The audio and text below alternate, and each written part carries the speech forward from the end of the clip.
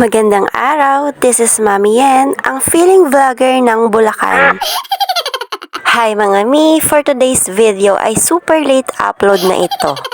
Hindi ko na nga sana ito gagawa ng voice over mga mima, kaya lang ay nangihinayang ako sa video na ito. Ang kirik-kirik ko pa naman dito. What?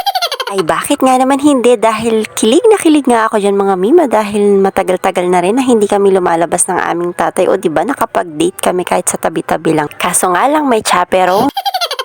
Ang video nga kasing ito ay nung nakaraang linggo pa nung off ng aming tatay. Sinundo namin si Sia sa school at diretso kami nga dito sa 7-Eleven. Nag-aaya kasi ang batang makulit. Ay ayan, nabuking tuloy. Kayo kasi.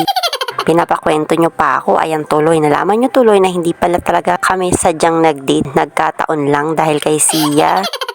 Pero hayaan nyo na mga mi, okay lang yun. Nakarami naman akong kiss dyan eh. Char. Huy, kalandi mo na naman eh. Ang laki-laki pa nga ng tiyan mo. Mukha ka pang palaka dahil sa laki ng tiyan mo.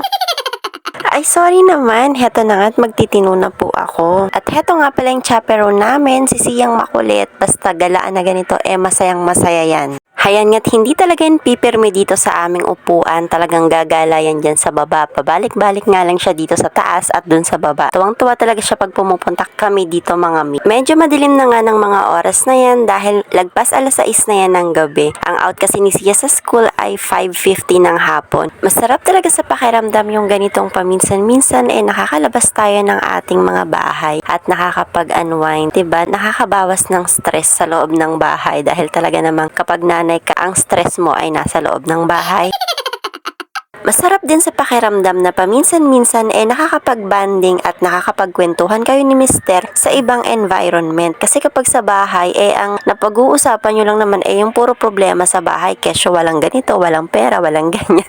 Ang ending paminsan, away lang, di ba? At least sa ibang lugar, hindi away ang ending. Maganda yung usapan nyo. Chismisan, ganun.